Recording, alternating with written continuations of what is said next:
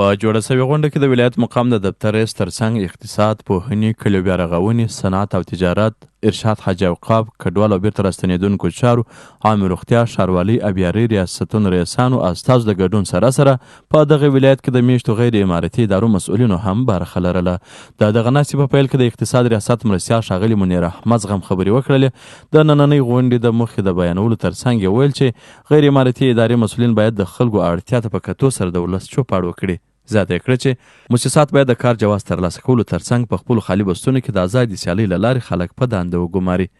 د ولایت مقام د دفتر رئیس د خپلو خبرو پر مهال ویل د ولایت پرمختګ یوازې د یوه شخص یا یوې ادارې د هڅو پایله نه ده، بلکې دا د ټولو ولسونو ستر مسؤلیت دی چې په اتحاد، یووالي او پوره همغږۍ سره د خلکو د هوساینې او آبادۍ لپاره کار وکړي.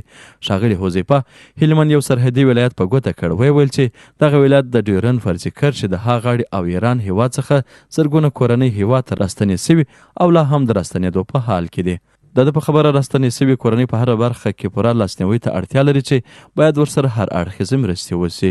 د کډوالو بیرته راستنېدونکو چارو ریاست مرستیال مولوي عبدالرازق زاهد دغه غونډه کې د خبرو پر مهال ویل چې د تیرو 3 میاشتو په لړ کې هلمند ولایت ته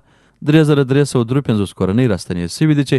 یا د کورنۍ څښلو پاکو اوبو، غذایي او غیر غذایي توکو، خیمو، نغدي پیسو، روغتیایي عامه خدمتونو، ترانسپورټ اسانتیاوې په کار ګمارل، سرپناه، حرفوي زده کړې او طبیعي درملنې ته اړتیا لري چې دغه برخه کې باید مؤسسات خپل مسؤلیت په ښه ډول ادا کړي. د غونډې په ترڅ کې اړوند ادارو د سړکونو او پلونو رغونې، د کرنیزو پروژو پراختیا، د ښوونې او روزنې د ودې، د روغتیایي خدمتونو د پیاوړتیا، د پاکو اوبو د رسونې، راستنېدونکو هیوادوالو ته لاسنیوي او د کاري فرصتونو د رامنځته کولو په اړه په مفصل ډول خبرې وکړلې. په ورته مهال د غیر امارتي ادارو مسؤلینو او استازو ویل موږ ژمن یو چې د هلمند اوسېدونکو د لا هوساینې، آبادۍ او ترقۍ په برخه کې کار وکړو ترڅو خلک د هوسا او پرمختللي ژوند څخه برخمن اوسي.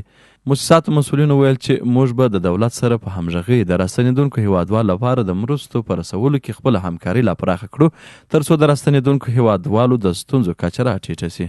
د یادونې وړ ده چې خلکو ته د مرستې رسونې، ستونزو مخنیوي او لا غوره خدماتو وړاندې کولو په موخه تر دې وړاندې هم ورته غونډې ترسره شوې دي.